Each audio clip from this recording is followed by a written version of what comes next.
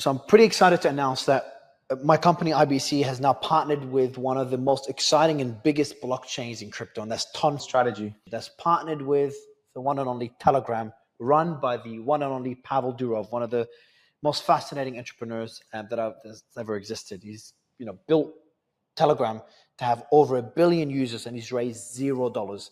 He fought the Russian authorities to fight for free speech, and now he's fighting European establishment authorities to fight for free speech in the Western world. And today I interviewed Manuel Stotz, who was he's one of the biggest investors in crypto. He's got billions deployed. He was the president of Ton Strategy and is now the executive chairman of Ton Strategy. So he's doing what everyone in crypto knows as digital asset treasuries for Ton. He's got the only one for Ton. Such an exciting guy, and he's just got an incredible take on the industry and an incredible journey as well. We discussed Pavel Durov and his relation. He's pretty close to Pavel, obviously, and gives us an insight into Pavel's mind as an entrepreneur. It's a really interesting discussion with what I can call now one of our partners at IBC, Manuel Stotz. Enjoy the discussion.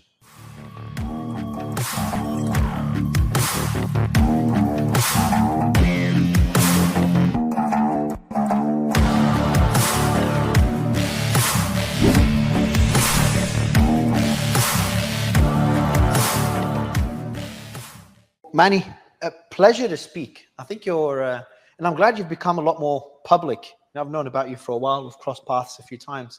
Yes. And it's good to see you starting to do interviews and kind of tell your story, because you've done a lot. And to get to where you are today and what you're doing with Ton, and now obviously the treasury, the Ton treasury, it's been pretty fascinating. And I'm really interested to have this conversation because I want you to take the audience through not just your journey, but more importantly, crypto's evolution over the last 2 cycles. I think you got into it pretty late, 2-3 years after me in 2019, but still did incredibly well.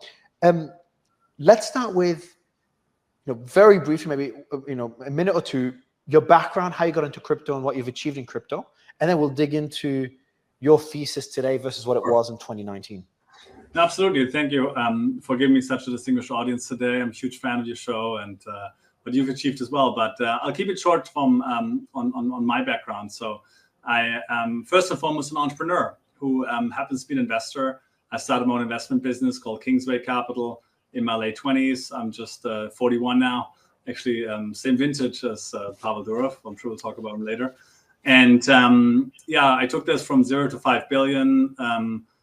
We invest in frontier and emerging markets. So that means we don't, really invest in China, not Russia, a little bit of India and Brazil, but we're really big in sort of places like Bangladesh and good parts of the Middle East, Africa, Latin America, and South and Southeast Asia, a little bit of CIS as well. And, we maybe have become the, largest private sector, at least investment firm that's surviving in these, exotic countries. And we, have had success in public equities. Then we started doing venture capital, a lot of fintech, and that actually led me to crypto.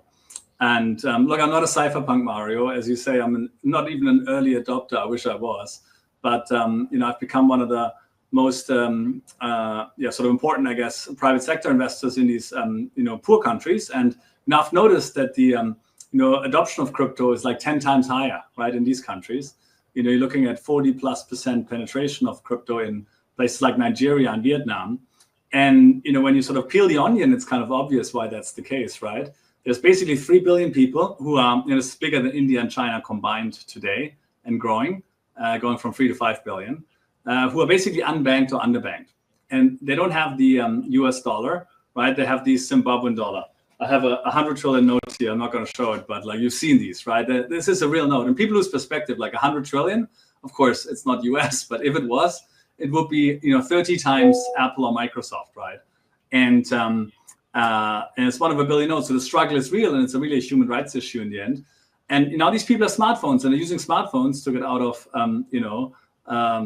their local fiat into US dollar stable coins. And of course, Bitcoin, Ethereum, Solana, Toncoin, everything is better, right? And the key insight we've had at Kingsway is that at the nexus of blockchain and these exotic countries, we're finding all the real world use cases that exist in spades. The future is already here. It's just not evenly distributed. And we're finding not only sort of local or regional, but actually sort of global winners emerge who are, number one, unlikely to have a giant US or China competitor, as the superpowers have historically had teething issues with blockchain. Might, of course, change now with Trump, but it's quite late already. And we are also finding them ahead of Silicon Valley, which is not looking in these places. And that's how I got into the space. We invested first in the Bitcoin space a lot. I'm the chairman of one of the world's largest mining companies, done a bunch of stuff in Bitcoin lending and Lightning, then got into blockchain gaming. I can talk about my thesis there a bit later. Are you one of the biggest investors in Animoca Brands? Yeah, we are probably the largest outside shareholder in Animoca Brands, and the largest. I think I heard you're the second largest in ton. Not sure if it's public. This is what the rumor is. I think we're the largest in ton, actually. Yeah. So largest in ton. Holy shit! So you're the largest in ton and the largest in Animoca. It's gonna give the audience a scale of the capital you have deployed in the industry. Now. You said something really interesting. $3 billion in total or so in the blockchain space in total. How much? $3 billion or so roughly is in blockchain, yeah. You said something interesting. A lot of people don't know. 3 billion, talking about 3 billion people are still unbanked. Essentially, people just don't have access to a bank account. Like what? And they have to hold a fiat currency that is dependent on their government not fucking up, like that happened in Venezuela, like that happened in Zimbabwe, like what happened in Lebanon. Here's the $100 trillion note. Yeah. Yeah. How much is that worth in dollars? Toilet paper, right? I mean, it's got sentimental value. I've also got the 10 trillion, the 1 billion. It's all the same, and this is a real problem, right? I mean, people ask me about use cases, Mario, right? And I chuckle at this. Basically not being printed into oblivion would be a good start, right? Like, and it's really like, frankly, not a question of nice to have, like in the West. It's eating or not eating, right? And so basically, not only do they have these fiat currencies, which are basically being printed at a rate that people, I'm not surprised that Africa is still poor, by the way, given what I've seen, right? But also they have, of course, no financial infrastructure, right? They basically are in the cash economy. But now with smartphones, of course, they can go into the digital economy, leapfrogging. In Africa, there's still something called mobile money in the world. It's M-Pesa, right? SMS, like not even smartphones. Yeah. And it's globally $1 trillion, but 800 billion sits in Africa. And it's all in fiat, right? In Kenyan shilling and so forth, right? And I think, there's a, massive, sort of creative disruption coming fast, and blockchain is in the center of it. Yeah, I think as I said, whenever someone talks about use cases, even when we talk about things like gaming, AI, etc., like the most obvious use case that we talked about back in 2017, 2016 is banking the unbanked. That was like kind of the foundational use case everyone talked about. And that's still a use case that hasn't really come to fruition. It's starting to, but it's still so much left to go. Now, how the hell did you become as far as I understand, you became the president of one of the biggest blockchains right now, what I think should be a much bigger blockchain, and that's Ton, which is partnered with, Telegram and Pavel Durov, which we'll talk about in a bit. Yeah. How'd you go from getting to the industry in 2019, Animoca, etc., blockchain.com, you're a large investor there, to Ton Foundation? Well, first I became an investor again. I started investing in Ton roughly 3.5 years ago. So that was the basically beginning of the last sort of bear market, like early 2022, we had a lot of dry powder. We were doubling down on the industry, and I got introduced to actually Ton by the biggest backer, so one of the biggest backers of Elon. You'll be pleased to hear, and they've known Pavel for over 15 years, and they were already big investors there. So I'm not the first, more like the second or third penguin. But then, we got involved, we bought more, we helped a lot. And ultimately that, I guess, earned me the invitation to join the Ton Foundation, basically, which I've been on the board of for the last, something like 3 years. And I was asked to be president of the Ton Foundation at the end of last year. I only did this for the last 9 months. I just had to this month step down because of a decision that we made that I should focus my energy on the new Ton Treasury Company, which we'll talk about as well. I think that's given me a much longer lever, first of all, in terms of positive impact. I was always like a non-exec chairman at the foundation, like president, and here I'm the executive chairman, and can drive actively, value for the entire ecosystem. And then Ton, of course, is in my mind the most ambitious blockchain project in the world after Bitcoin. I mean, this is of course we're not looking extremely. I think it's at 16 billion market cap. Correct me if I'm wrong, but it's one of the most, in my opinion, one of the most underrated projects, considering the potential of that exclusive partnership with Telegram. But why? What got you into Ton? And maybe you can start talking about one of the most fascinating men that I've seen, and that's the founder of Pavel. Just an insane. Insane guy. The way he's built Telegram, as you said, Telegram has 1 billion plus users and has raised $0. Just crazy to imagine. The fight he's doing, we've been backing him in Europe. It's just so much that he's done, and his personal life is just as fascinating. Can you tell me more? Why Ton, and more importantly, can be more about his influence over your decision and his influence over Ton and Telegram as well? Sure. I think you're absolutely right that, I mean, first and foremost, I think investing, especially in technology, is always first and foremost about the jockey, not so much the horse, actually, because you're building the horse, right? And this is an N of one founder. I mean, you could have backed Elon Musk and 5 different horses, right? And it would have been a pretty good idea, right? And I think very few people like that exist and are at this level. I think Pavel is on that level. Like, I call him the GOAT, the greatest of all time, at least in his domain, right? Which is, social media messaging and product. And, he's the only living human being that has not only built an app that 1 billion people use every month. There's like 5 or 6 others, you can debate that, but the only one of those who owns 100% of that company, right? Meta today has apparently over 400 product managers, and I'm told Zuckerberg is not one of them. Telegram's got one product manager, and it's Pavel himself. Like, every button he designs, right? That's insane. So he's still, to this now, he's the only product manager for a platform that has over 1 billion users. Yeah. He's on the side. Every single thing you see change in Telegram, all the major changes, it's Pavel behind the scenes making that decision. Absolutely, and he's also presiding over perhaps the most efficient engineering operation on planet Earth. He's got somewhere between 30 to 40 engineers. Of course, they got a lot of moderation people and other ops, but like not many, right? And this is like the bulls in the 90s, like literally, like to get a job at Telegram, you got to like basically typically solve some crazy sort of engineering puzzle, and then you get invited to the squad. And yeah, it's a whole different mentality. And he basically not only, I think, is maybe the greatest of all time in this, but he's also very principles and values based entrepreneur. And I would say Elon is similar in a way, right? That Elon doesn't want to go to Mars to make more money, right? Now, of course, SpaceX needs to be a massive commercial success, right? 100 billion, 300 billion, ultimately $1 trillion enterprise to really create the wealth that is needed to attract the talent and of course the investment capital, right? But his greater goal, his much more noble goal, is to make human consciousness multiplanetary, right? So combining a much bigger vision and mission with a business model. And the same for other Elon companies, the same for X, where I guess this is streamed, freedom of speech, First Amendment. And this is exactly Pavel's mission, right? Basically freedom of speech, then all the other freedoms that come with this, right? The freedom to have privacy, the freedom to own property, to have voluntary exchange. And freedom isn't free, right? The mission has to be financed, right? But basically Pavel has decided, arguably even more pure than our dear friend Elon, to not even take equity, right? Not even from an aligned VC like me, to have a modest amount of pressure being put on him from time to time to monetize the unethical way.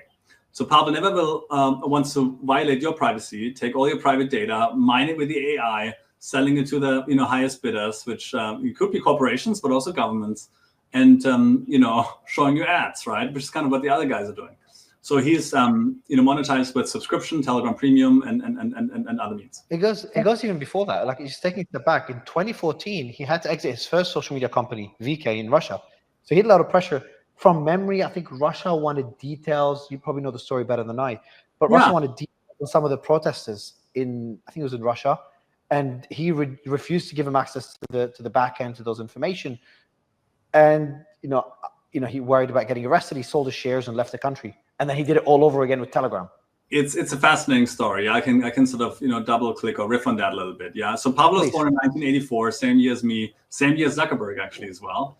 And he started basically, but is still today, by the way, the largest social network in Europe, right?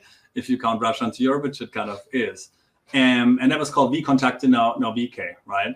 And it was actually him and his brother Pavel is, product and absolutely a genius there. His brother is a real sort of genius in terms of like the John Nash kind of world. He might be the world's best mathematician, computer scientist, and cryptographer of that generation. I mean, Mario, I've got young kids, right? And when I read Nikolai Durov's biography, it sort of scares me a little bit, right? At age 3, he was fully fluent in adult level conversational language. Like my 9-year-old isn't there yet, right? At age 9, he was solving cubic equations live on TV in his head, which the math community thought was impossible. My 9-year-old is into horseback riding, right? And I'm reasonably smart. I don't really know what a cubic equation is. And then he he won the global math and CS Olympiads like 2 or 3 times in a row, basically the maximum amount he could do it. And he's designed the technical backbone, both for VK, their first business, then Telegram, and then Ton is the rumored author of the white paper, right? So their track record, right? So VK, for me, the most interesting part about the VK story from a commercial perspective, and we'll get to the the traumatic transition in a minute, is that unlike China, right, which was fully firewalled, so neither Facebook or WhatsApp could have entered China and competed. Europe and Russia were open.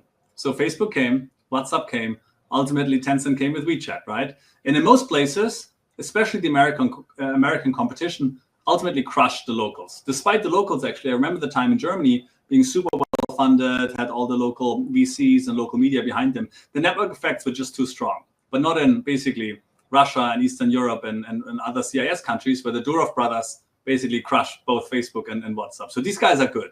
That did not happen in a lot of places. So good that the business got big. They had over 100 million users 15 years ago, right? So big that the government got interested and ultimately too interested, right? And so what happened basically, and this is all, you can listen to the details on Tucker, right? But FSB came knocking, right, and said, hey, Pavel, give us all the user data. Oh, we don't like these opposition groups, and the Ukrainians will like them either, right? And so not did he not comply with it, right? Which is one thing, right? I mean, this is it takes balls of steel, right, to say, okay, we're not doing this. He said we're not a political organization, and not only that, but he even published a letter that he got from the FSB, and it's actually quite a famous story now in certain circles.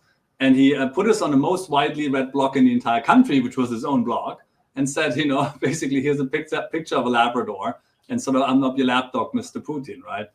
And then, of course, if you want to get out alive, right, in Putin Russia, which he did, he had to focus, right? And basically, this is where the idea for Telegram was born, Mario. So in this fateful time where, he was surveilled and they tapped all his phones, and I think the house got raided, and there's other weird things happening, other signs that it's time to leave the country, right? He had no way to communicate with his genius brother online. And he said, Telegram, this is what we need. So he's basically coming maybe a little bit from the future, sadly, right? Where he's grown up in a country that, he's born in a country that no longer exists, right? He was born in the Soviet Union.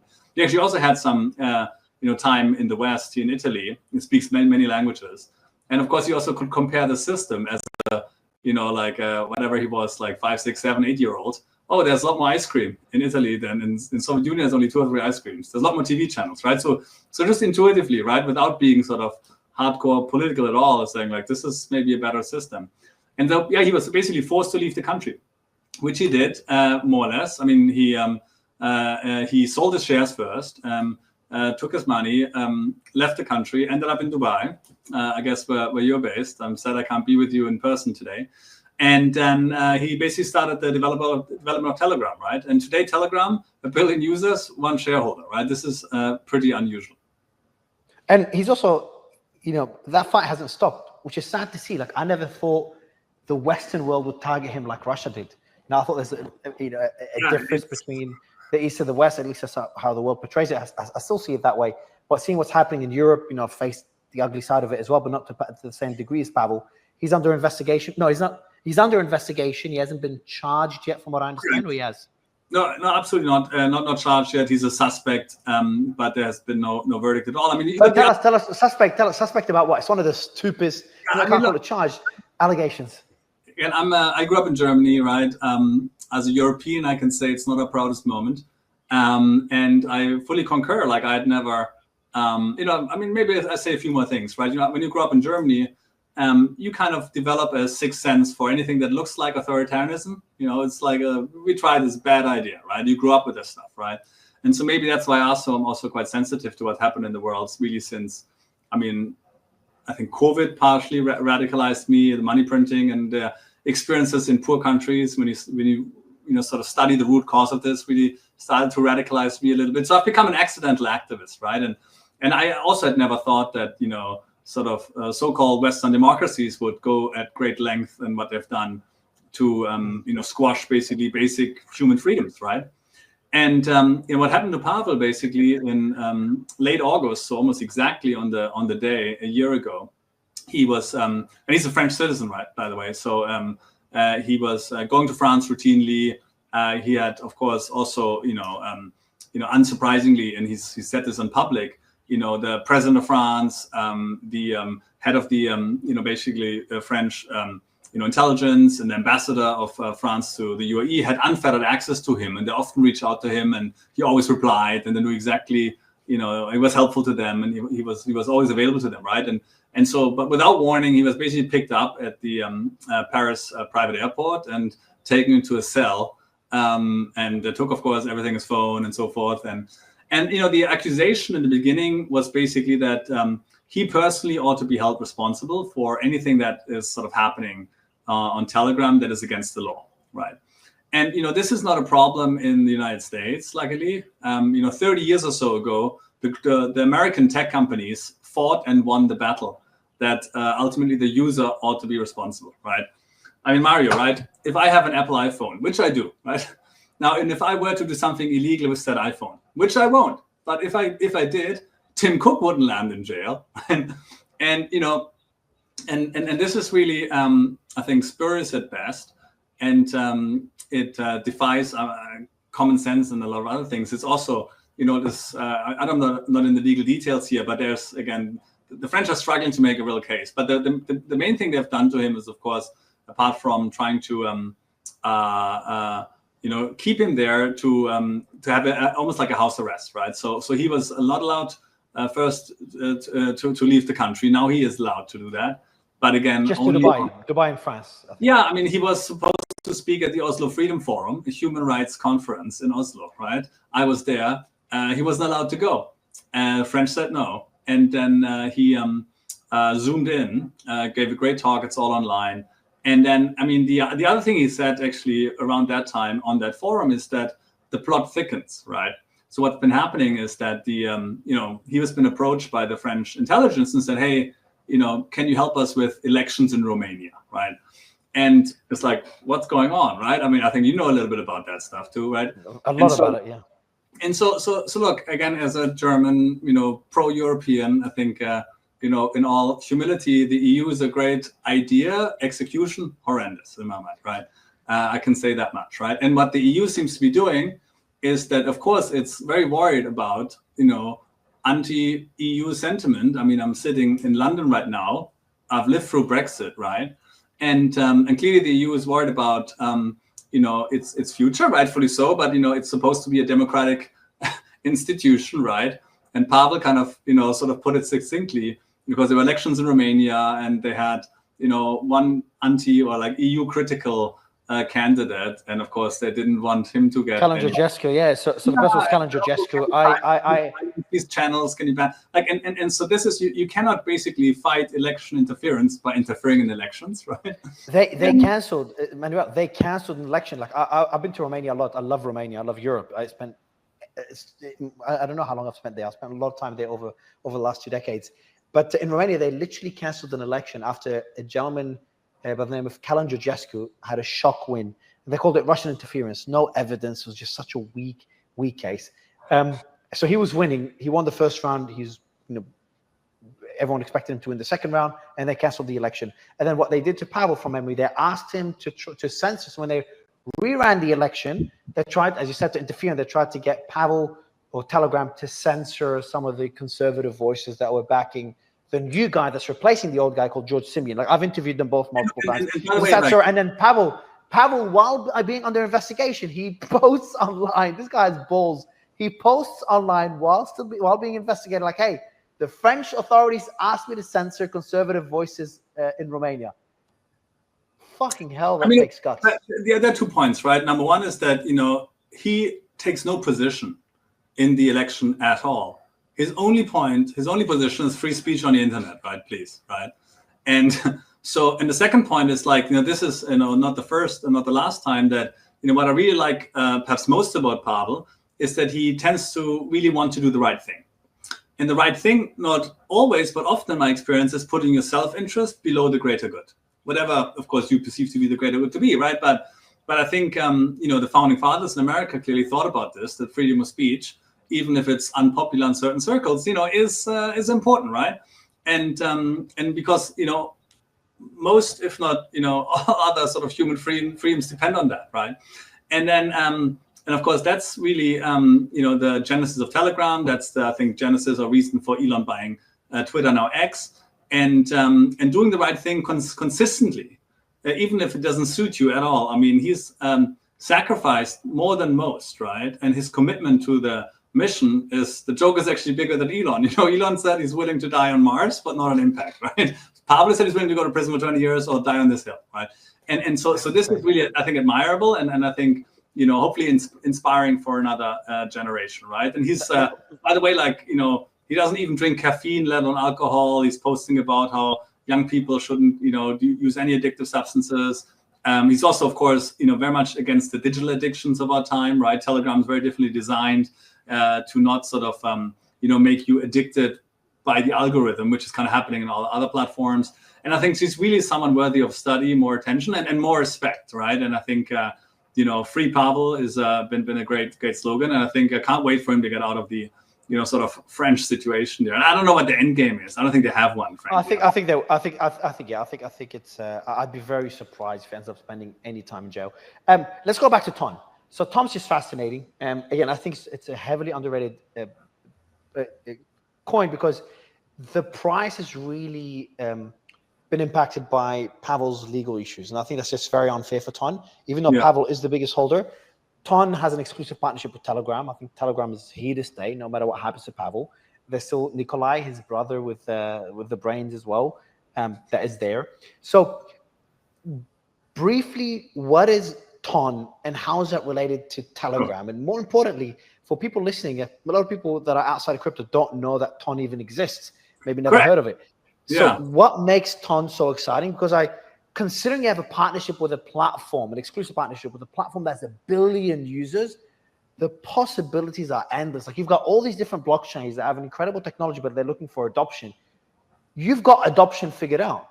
And the tech is the easy part, in my opinion. It's like you've got the attention there. Yeah, I'll let you say. I'm sure you'll explain it better.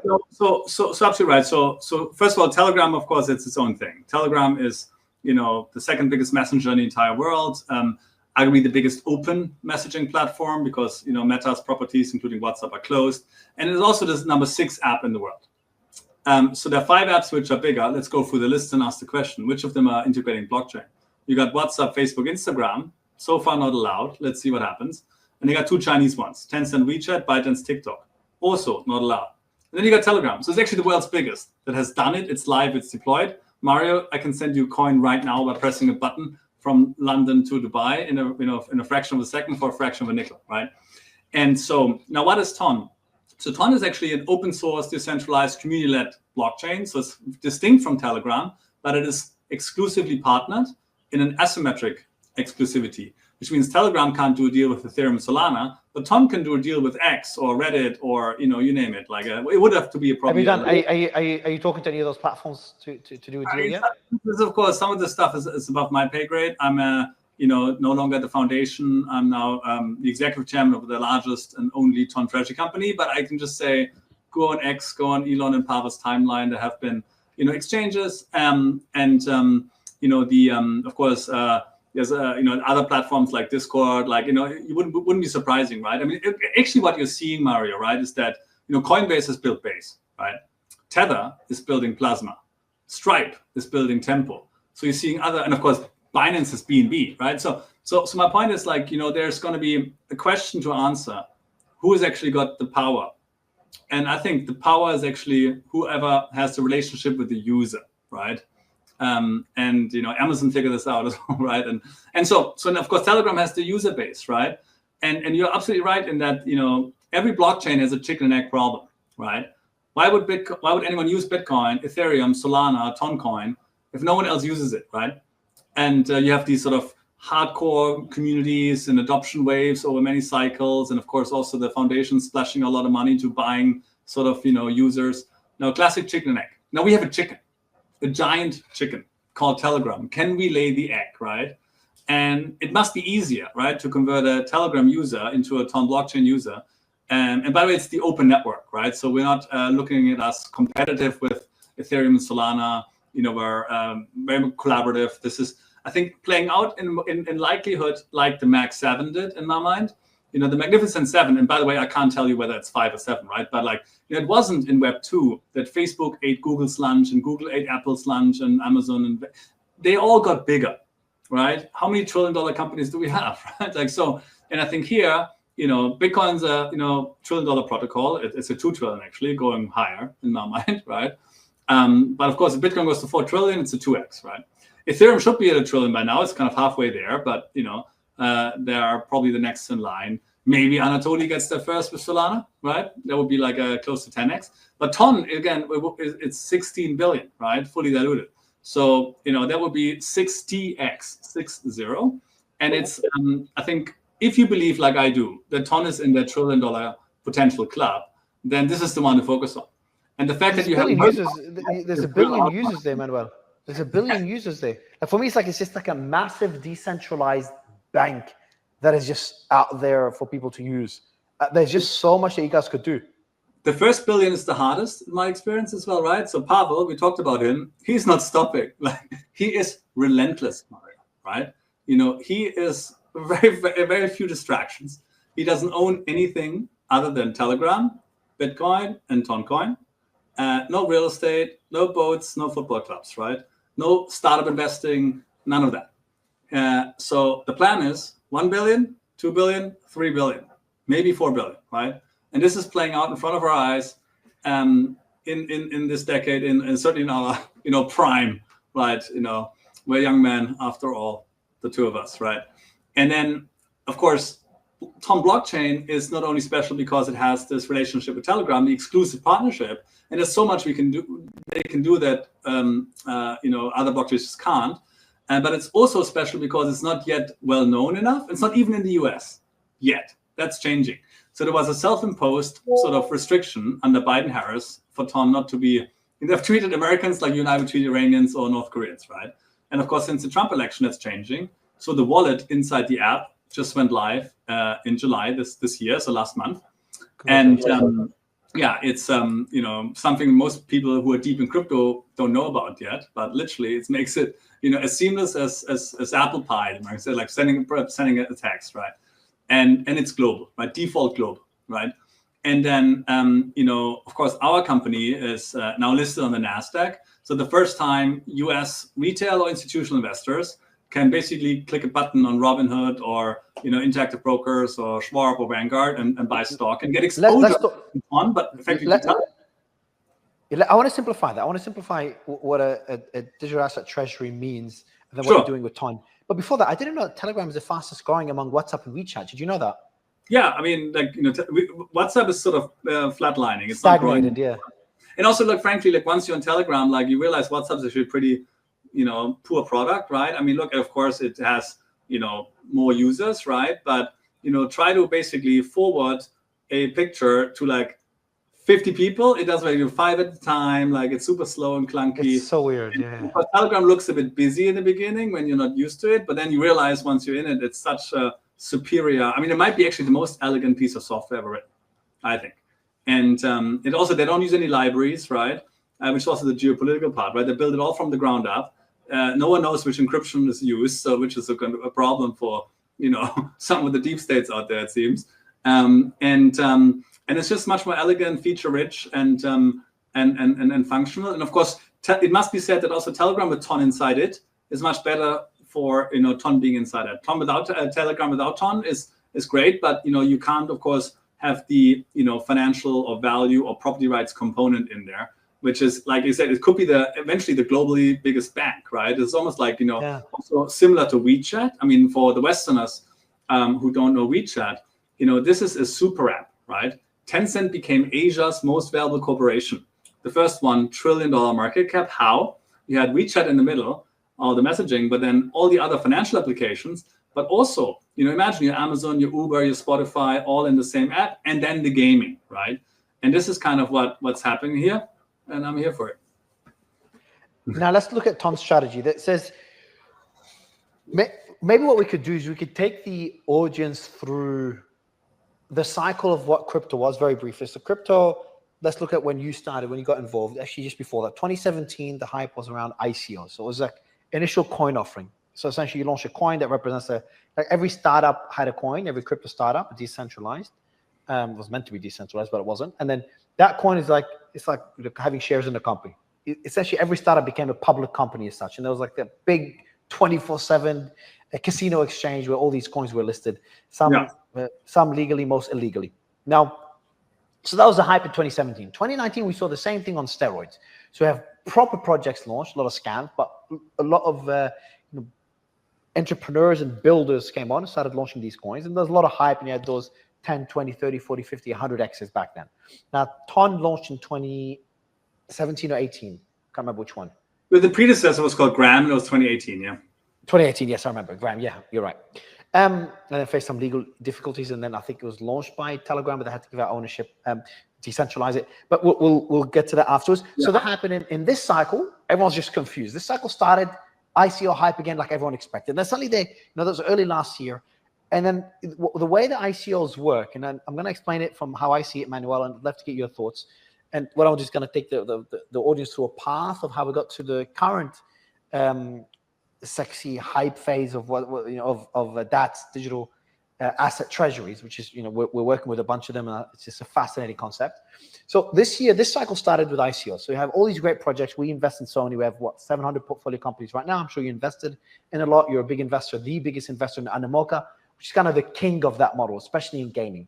So Animoca just invested in all these different startups. They were very selective at the beginning. They went through the shotgun approach, invested a lot more broadly. I know Yat very well. I've always admired their model. But then what happened was very interesting, Manuel, was that died down very quickly. And to everyone's surprise, meme coins sucked up all the liquidity. And last year, that cycle was led by meme coins, what people call decentralized communities, memes of power, whatever Elon was saying at the time. It's like got everyone excited.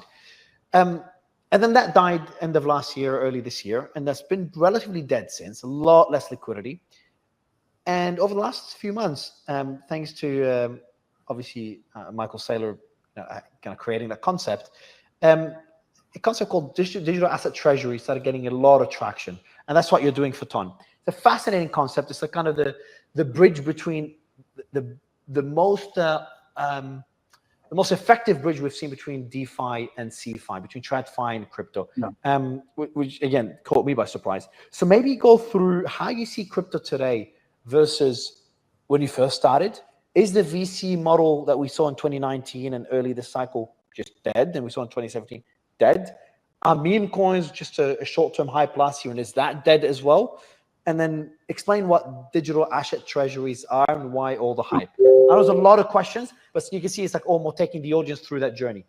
Yeah, absolutely. As the evolution of crypto. Yeah, I'm trying to stay in my lane, right? So there's probably a lot of crypto experts on this call that know a lot more about a certain segment of this, right?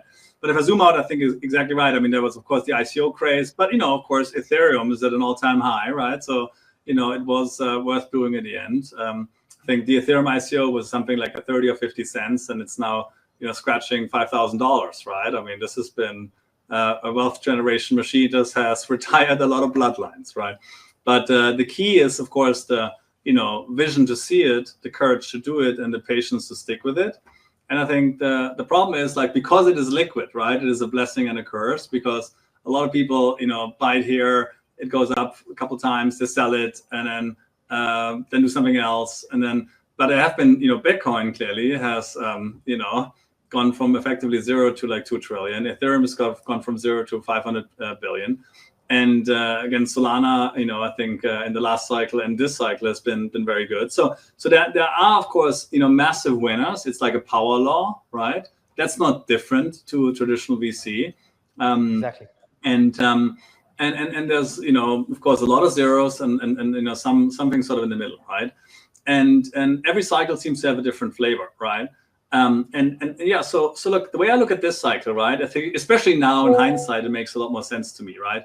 First, that Bitcoin has sort of been unusually strong, even compared to prior cycles, relative to the altcoins, right? And I think the main insight is that only Bitcoin had the institutional bid. That was the ETF. Let's not forget, that was a pretty spectacular success. I mean, the Bitcoin ETF was the most successful ETF launch in the history of ETFs, right? And the chart is like vertical, right, in terms of inflows.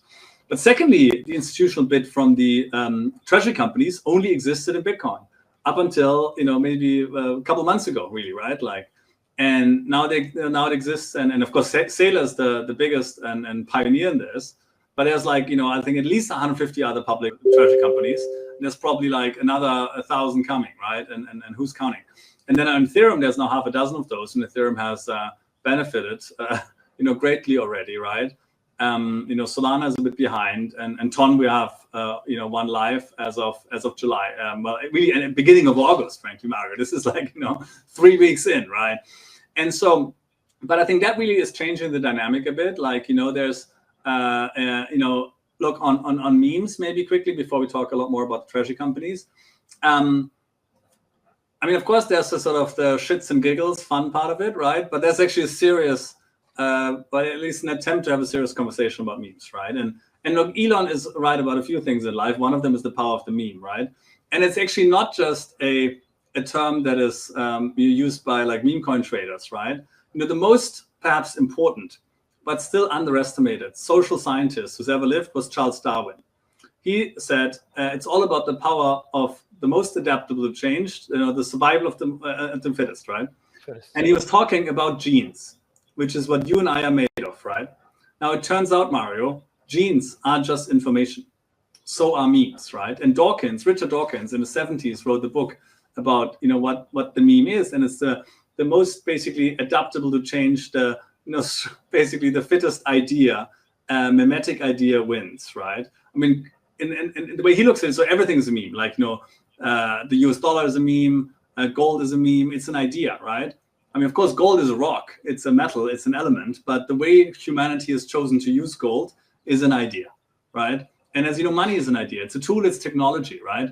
The meme of Noah's Ark, right? How many billion people know that story? I mean, it transcends Christianity, Islam, Judaism, every great civilization has their flood myth, right? And so the point is there are some memes which are, really, really powerful.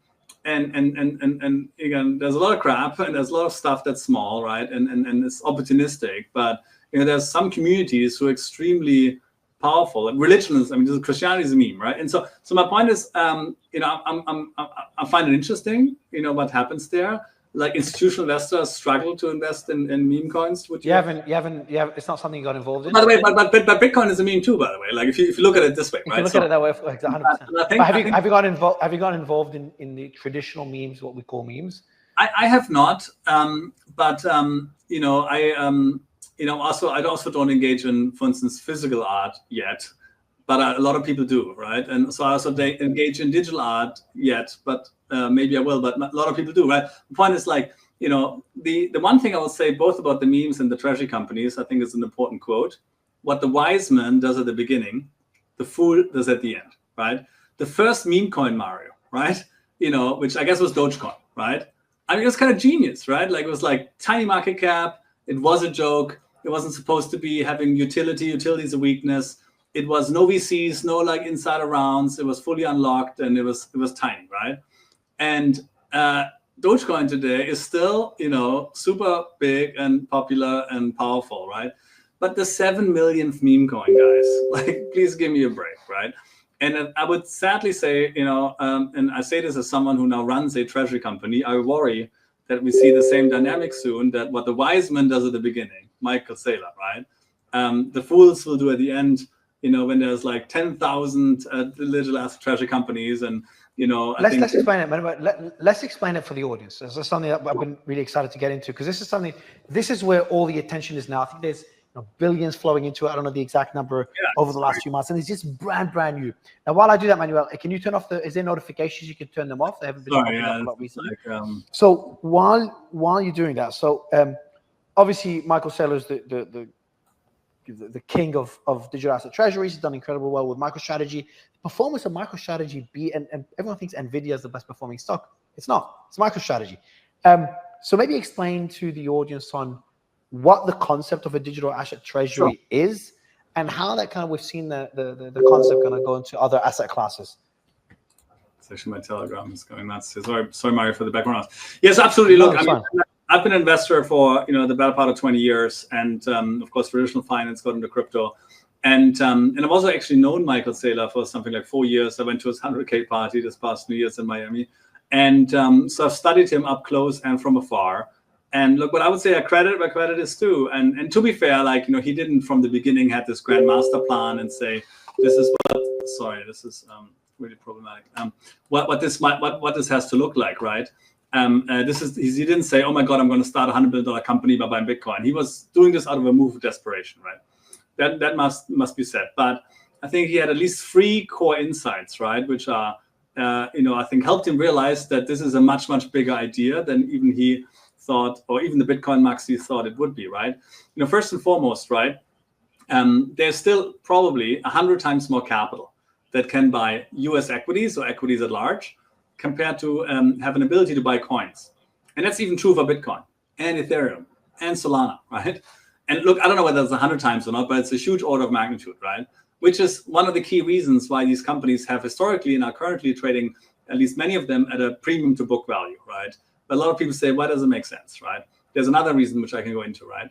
But that's kind of point one.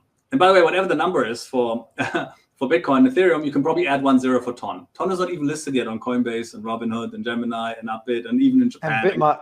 Yeah. No, not Bitmart. Upbit. Upbit, yeah, exactly. So that's point one. Number two, these are permanent capital vehicles, which is very different to an ETF. And by the way, permanent capital has long been the holy grail of long-term compounding. Warren Buffett figured this out in the 60s with Berkshire Hathaway, right? Now, here's the difference. If an investor sells the ETF sells the coin. And if you sell MicroStrategy shares or my company's shares, shares can go down, of course, but the coin stays. And that's a really, really important difference, right? And so then what this means is the company's stock can trade at a discount or at a premium to book. The ETF can't do that. So when you say that discount premium to book, so essentially the company, the digital asset treasury, let's call it the DAT. That essentially buys the underlying asset. So in your case, Ton. In Michael Saylor's case, MicroStrategy buys Bitcoin. So for technically what one would expect when you look at it, you expect, okay, for every dollar that the company raises, they buy $1 worth of Bitcoin. So the price should be, the price of the DAT, the stock price should be relatively the same, or the FTV should be the same as what Bitcoin is, the Bitcoin that they hold. That's what the value should be. But what we've seen right now, that's what you'll explain, that no, there's actually a big difference between the price that we have today and what the asset value is, the underlying assets that they have. And that could also be a discount, especially in bear markets. And you'll explain why that is. Yeah. So I think why they've traded at a premium is number one, because it's so much easier for especially institutional investors to buy the stock than buy the coin. And we've all tried to buy, coins, and as it's hard enough for individuals to do KYC and send a blood sample. But imagine you're like a $100 billion pension fund, right? And it's a committee and then onboarded Coinbase Prime, you can just buy the stock, easy, the existing piping, right? There's also a lot of trapped capital. I've got an ISA in the UK, sort of an investment savings account that I can't touch. It's like a 401k in the US, right? And you cannot put it into coins. And then, of course, you got also different tax treatment in Japan. The best performing stock in the world last year was apparently this Japanese Bitcoin company called MetaPlanet. There's different tax treatments. So investors on equities have lower tax rates on capital gains than investors in coin, right? So there's all these sort of reasons why it makes sense actually to pay, let's say, a premium. We can debate how high that is for the stock, versus what's the current premium on what's the premium to NAV for MicroStrategy at the moment? Like it's sort of historically been between 1.5 to 2 times on like sort of average, right? But it's gone, of course, a bit above that, and currently it's probably around 1.5 times again. So for every dollar that MicroStrategy has $1.50 worth of Bitcoin. So essentially, anyone buying Bitcoin through MicroStrategy is paying more to buy the same Bitcoin. Correct. Which seems, but for someone listening right now, they'd be like, okay, but then if they can go to an exchange and buy Bitcoin, why would they? Why would anyone buy at a 1.5 premium? That's when probably starts, right? Because MicroStrategy can grow Bitcoin per share or book value per share. And there's a couple of ways of doing it, but the simplest way of doing it is to basically, and of course it's a little bit self-fulfilling. If you trade at, let's say, 2 times book, you can issue shares at book, which sounds like dilution, but you grow your book value by buying more coins, and then you grow your book value per share. But conversely, if you were to trade at a discount to book, you can basically just buy back your stock, and you would grow book value per share. That's maybe less confusing to people, right? That's a good way of explaining it, actually. Yeah, but so basically what MicroStrategy has done, they have, of course, issued a ton of capital, mostly common equity, but later other, I don't want to get into technical securities, right? And then they've bought Bitcoin with it. And because they've, basically issued the capital at a premium and bought at spot, they've grown book value per share, by like something like 20x. Composed, right? MicroStrategy stock is up just over 30 times in the last 5 years, better than Nvidia in the AI boom. And it's now 5 years of data, right? This is not just pump and dump. And 10x was the Bitcoin return. Roughly 5 years ago, it was like in the 11K range, whatever. And so that's 1/3 of it is the spot return. That's great, but it's only 1/3 actually, right? Hold on, 2/3 have come from intelligent capital allocation, right? Now, look, of course, it does rely on the spot. If you don't believe in the coin, don't go anywhere near any of these treasury companies, right? That needs to be said. That's very important. That's a very important point, because so just to say what you've said so far is essentially what Michael has done, what these DATs are doing is they issue debt or equity, they raise money, and then they keep buying Bitcoin. And then that cycle just keeps increasing the amount of Bitcoin per share. So for every person that holds a share of MicroStrategy, they're holding more and more Bitcoin because it's a simple math, Mario, right? Imagine you even paying 2 times, right? Which is not where these things are trading today. So you pay $2 to get $1 of Bitcoin, right? And then the company basically grows Bitcoin per share by 5 times, and it's still at 2 times, right? So you basically have 2.5 Bitcoin more than would you have just bought the underlying.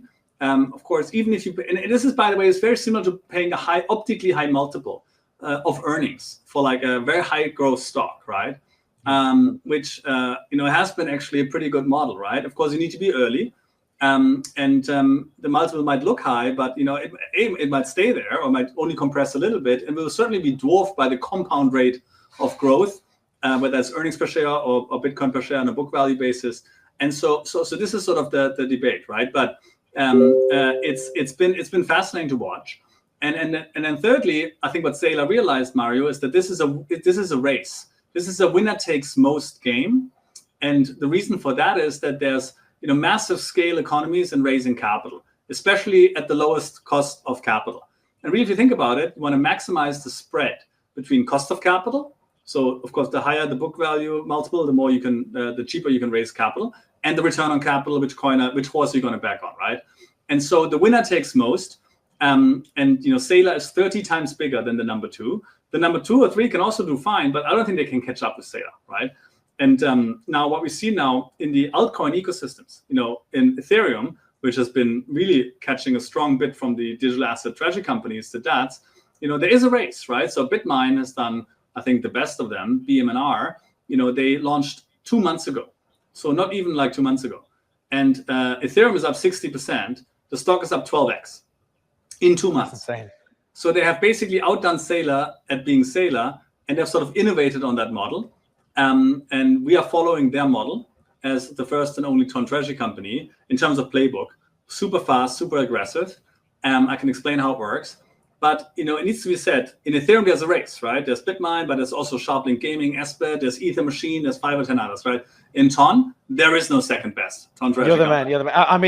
I'm speaking to Tom Lee tomorrow about Bitmine and what he's done for Ethereum. It's incredible. And It is insane. Incredible. The numbers just mental. Now you're doing it for Ton. One of the most exciting, and I'm saying this sincerely, one of the most, because I've been watching Ton for a long time, and I just see the potential in that partnership with Telegram. That again, I just cannot stress enough. My personal opinion is that it is heavily underrated, even at 16 billion, a billion freaking users at Telegram, and you're doing that same strategy, that strategy with Ton. You stepped down as the president of Ton, and now you're the chairman, executive chairman of Ton Strategy.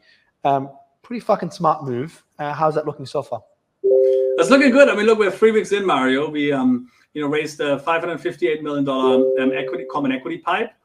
We closed this in record time. So in the beginning of July, on 4th of July, or even on my birthday, middle of July, this was an idea, right? And now we're a $1.3 billion market cap company on the NASDAQ. I mean, God bless American capital markets, right? That's it's been incredible, right? Yeah. And so it's been busy. We closed the transaction within the same week of launching it and filed for a $1 billion ATM shelf in the same week as well. And then we are now just printed our first NAV statement. You can look it up. It's on our website. The ticker is VERB, Verb. Will likely be changed to something different. But so you've raised. So you're at 1. Billion in how many weeks? The market cap is ticker VERB is 1.3 billion. We printed a NAV statement, called it just shy of $800 million in treasury assets. Most of that, of course, Toncoin, and we still have got a good amount of cash. And so we're basically just at the beginning of this, just where Tom Lee was, a couple weeks in. And we are the only one so far, and also the only way for equity investors to basically get exposure to Ton, or by extension, the dynamism and growth of being plugged in there and partnered with Telegram. Telegram, of course, is not maybe a Mag 7 company, but would maybe be a Mag 15 or 20 company, right? It's like the peer group of Telegram is Meta, 1.9 trillion market cap. Tencent became Asia's most valuable corporation. Maybe ByteDance, X, clearly, right? I think the latest X and XAI valuations have been going in the right direction. And maybe like Reddit or Snap or on Discord, right? And so this is a really interesting time for us and for the ecosystem. What's the valuation of Telegram now? Financial Times says it's at 30 billion. It's an academic question, Mario, right? Because Pavel owns 100% of it. It has never raised equity. And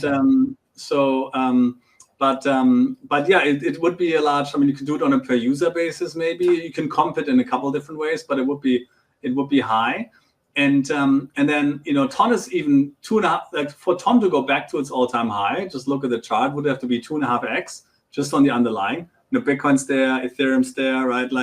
And there's 3 reasons why Ton has underperformed. We talked about Pavel and the situation in Paris. That's number 1. We talked about number 2, altcoins having underperformed for reasons they didn't have the institutional bit, they didn't have the treasury companies. I'm running one.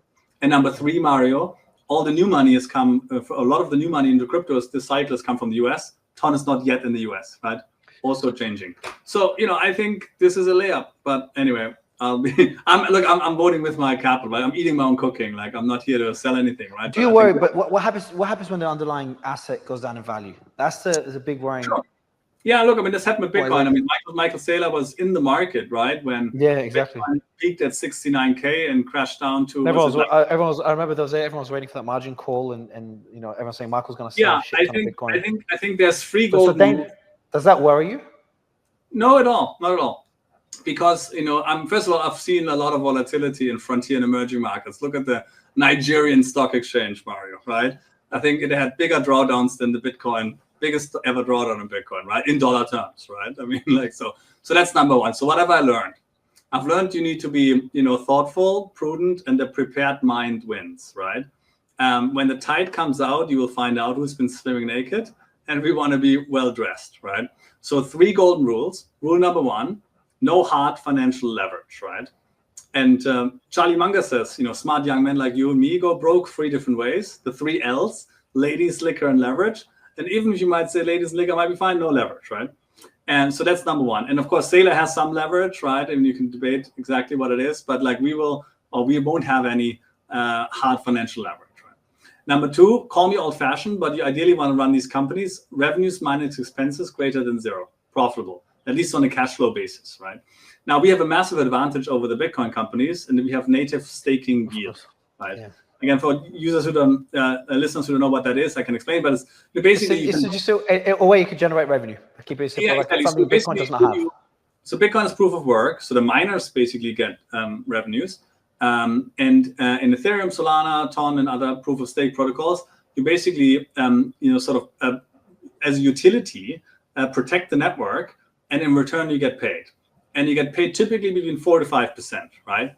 Now, and you guys hold all this ton, obviously, as an underlying asset, so you can stake all that ton in order to generate revenue that will exceed expenses. Correct. Something that gives you an edge over, gives you and Bitmine and others an edge over Michael Saylor. At least you see it as an edge. I see it as an edge over the Bitcoin company for sure, right? I mean, look, I maybe don't worry about Michael Saylor, and we got 2 esteemed MicroStrategy board members in our cap table, and so we speak to them, and but I worry about the lesser Bitcoin treasury companies not being able to resist the temptation to reach for yield. And as you know, in Bitcoin, there is no native yield. The yield is the friends, like you and me, Matt, the way we make along the way, right? And we know how that went out. In the last cycle, you see BlockFi doing this, Celsius doing this, I guess Genesis Trading doing this, and they all went bust, right? And so basically, I worry about that. What the wise man does at the beginning, the fool does at the end, right? Now, Bitmine has an edge because they have also yield. But of course, we also have yield. And of course, again, it's a scale game again. I mean, it's a bit like building an asset management business. Hell, I built a multi-billion-dollar asset management business with my bare hands, right, from zero. And I can tell you, it kind of makes a difference if you have 100 million under management, where you're kind of scraping by, or 10 billion, right, where you're like, printing money, right? And you don't have 100 times more cost, but you have 100 times more capital, right? And by the way, we're talking about the drawdowns, right? If you get cut in half from 10 billion to 5, and from 5 to 2.5, 75% drawdown, you can kind of, if you run a very tight ship, which I would always do, have always done, and will always do, you can still be profitable, right? And so my point is, run a very tight ship on the cost basis. I mean, Pavel is the inspiration. He runs Telegram with like 30 engineers, right? And of course, people are expensive, but you can pay them. Good people are expensive, but you can pay them in stock, right? Multi-year vesting, eat your own cooking, fully aligned. And then thirdly, have some cash, right? It's always good to have a buffer, right? Because what happens if the market comes crashing down, then not only the underlyings go down, but also the premiums compress. First to zero, no premium anymore. Discount, 50% discount, right? Is number one, if you've followed my golden rules, you can just write it out. You can literally go fly fishing in Alaska, right? Theoretically, at least. There's probably some better ideas we have. And you're profitable, you have no debt, right? Number two, you could choose to, but not having to, right? Big difference. Buy back your stock, right? We talked about that. Grow book value per share, right? And number three, you could choose to, not having to. You never want to be a forced seller. Even sell some underlying coin, especially once the market and the coin has sort of stopped being dislocated, but the equity might still be super dislocated. And you can gently sell some underlying coin or staking rewards and buy back your stock too. You would also do that at a discount, also at grow your book value per share. So my point is, you have to really think about the picture. And what worries me about this in the corporate world is that as you and I know, Mario, it's such a difficult decision to have high conviction, right? To hold something or buy more, that's a falling knife, right? It's a pretty lonely endeavor, right? It's between you and yourself, right? And of course, we're high conviction guys, and we can do that, but it's going to be much more difficult for these boardrooms, right? Imagine there's a principal agent problem, right? There's 5 people, oh my God, so once you see, and we're not quite there yet, right? But once you see, less quality teams wrapping coin number 75, which might be experimental at best, into a NASDAQ shell with hard financial leverage, what's up, right? And so my point is, I'm glad to see how the market has been a lot more discerning recently, right? Not like 3 months ago, every dot was selling like hotcakes. Now it's more like, okay, have you thought about this and that, and what's the, so I think that's a healthy development, right? The market is a harsh mistress, and frankly, I think it will separate the chaff. I mean, it's like with Amazon. Amazon went down 90%, and it was seen as in the whole washed out. And everyone around them went bust, and then they really saw. Yeah, it's the same. It's the same with every cycle. Like you see that in the ICOs, if you gave Ethereum as an example, there's a whole bunch of them that launched during that time. Ethereum is one of the last few standing. Talking about kind of what's going to happen with that over the next few months. What about crypto in general? Like, what's the future of the VC I mean, model? look, What's the future of course, me? I'm What's the future of bullish. the industry? The 4-year cycle. What's your thesis? Yeah, I'm bullish. I mean, I was bullish before Jackson Hole. I know this was a good week, but I mean, like, what's the backdrop, right? The backdrop is we have, clearly seen that, every central bank in the world, every government will basically follow the path of least resistance, and that is to print, right? I mean, Elon bloody Musk, the GOAT, the greatest of all time in his domain, he tried to basically doge the US government, right? And it was literally the, irresistible force hitting an immovable object, right? And the immovable object is still intact, right? And that's the sad reality, right? But again, I'm a realist, right? And so that's going to happen, right? And of course, other governments are in a not better position, right? This is the U.S. government with still all the, benefits it has. And so I think, of course, rates have not yet even come down yet, right? It seems like that's starting to happen in the US, the most important one. And so I think the institutions are finally here. I remember the time, the institutions are coming. The herd is coming. The herd is coming. MicroStrategy and this went from $0 to $150 billion of at least market cap. Coins probably like, I don't know, $80 billion, $90 billion worth of coins just by, back of the envelope math. The ETFs, it's what, like 30, 40 billion worth of coins. And so this is here, right? Absolutely here. And since the new administration has been in power, like every Fortune, 500 company is like trying to have a blockchain strategy. Of course, there's also AI. AI has, sucked up a lot of mindshare capital, even more or bigger, maybe both mindshare and capital. But I think there's a convergence between blockchain and AI, which is very exciting, which I can also talk about. And by the way, Telegram and Ton sit quite well positioned at the center of it too. And so I think there's clearly going to be still, I think, a boom and bust cycle. I mean, I don't think that has changed. I do worry actually that the DAT, the DAT phenomenon, might well sit at the center of the boom and the bust cycle, given the dynamics that have played out, right? What the wise man does at the beginning, the fool does at the end. But I think we're going higher. I mean, had you told me like a year ago, right?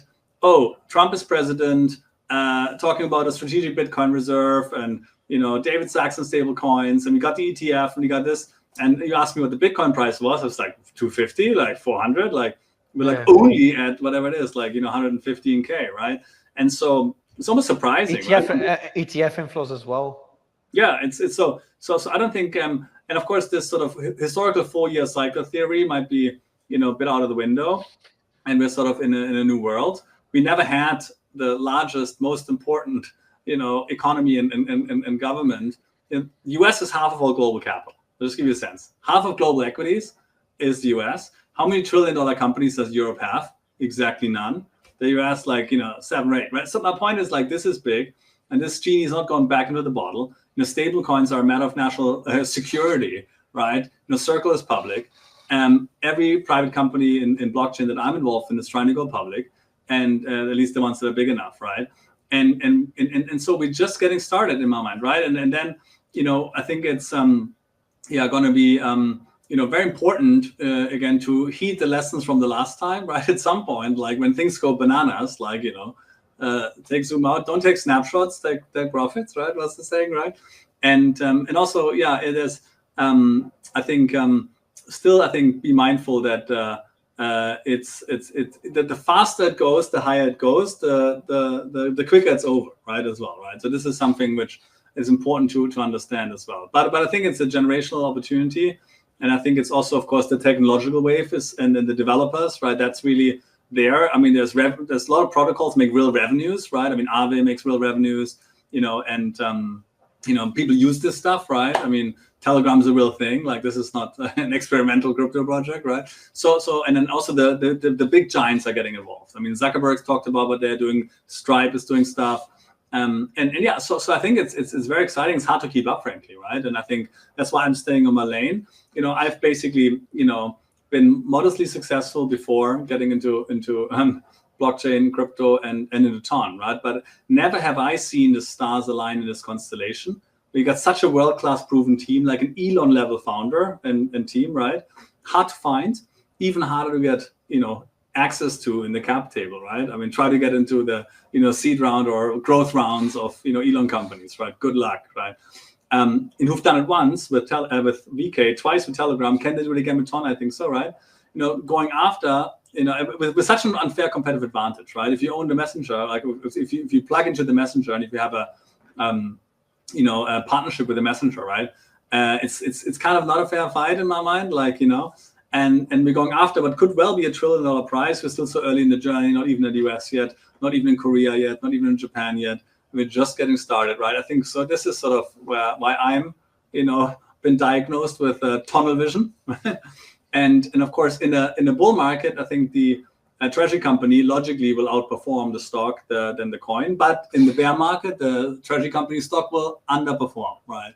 And there's just going to be more volatility, and I'm here for the long term, right? And people can sell the stock on a Tuesday and on the Nasdaq. Man, it's just, your journey is fascinating, just as fascinating how the cycle shifted from meme coins last year to DATs this year. Crypto never ceases to surprise. Man, you've done an incredible job. For the meme coin DATs, that's yeah, I can't wait for that one. I was just talking to Wahid about it. But man, it's just been an incredible conversation. Congrats on your success. Have you gone from the early days to where you are today with Ton strategy? It's been a great discussion. I like the kind of the segment we did on Pavel as well, which is such a fascinating person. Really appreciate it, man. I think the audience will appreciate your simplified explanation of what digital asset treasuries are, because a lot of people in crypto, deep in crypto, still don't understand them.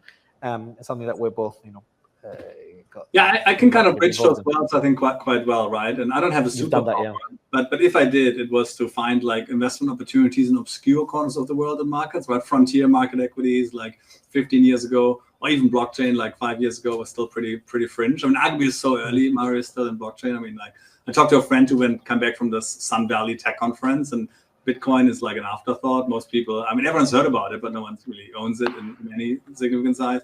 And then on the DAT side, I think this is not going away, right? The TradFi Wall Street companies are sort of equitizing the tokens, and what's coming is that the crypto boys will try to tokenize the equity.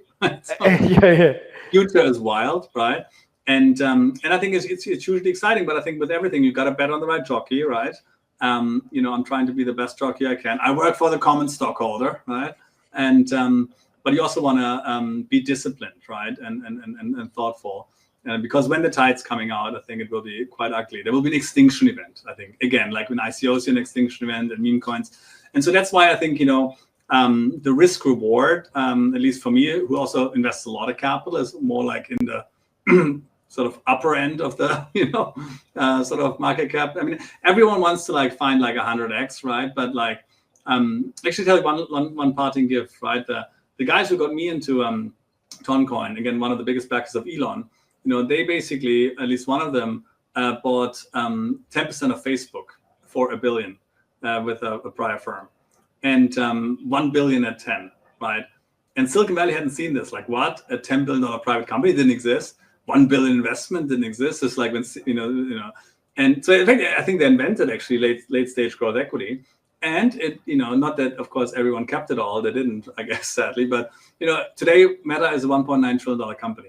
So if you can find like venture capital type upside with more growth stage risk, which is kind of what this is, and the same story existed in China. Zhang Lei from Hill House, if you've heard that name, he bought a big chunk. He now runs $100 billion as the second biggest asset manager in China after SoftBank. He invested early on at Tencent. It was a public company. I think it was $500-700 million market cap, and went to $1 trillion. And Naspers, right, which is now called Prosus, a legacy media corporation from beautiful Cape Town, South Africa.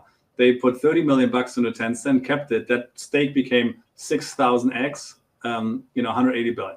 So my point is, again, you need the courage to see it, the vision to do it, and the patience to stick with it, right?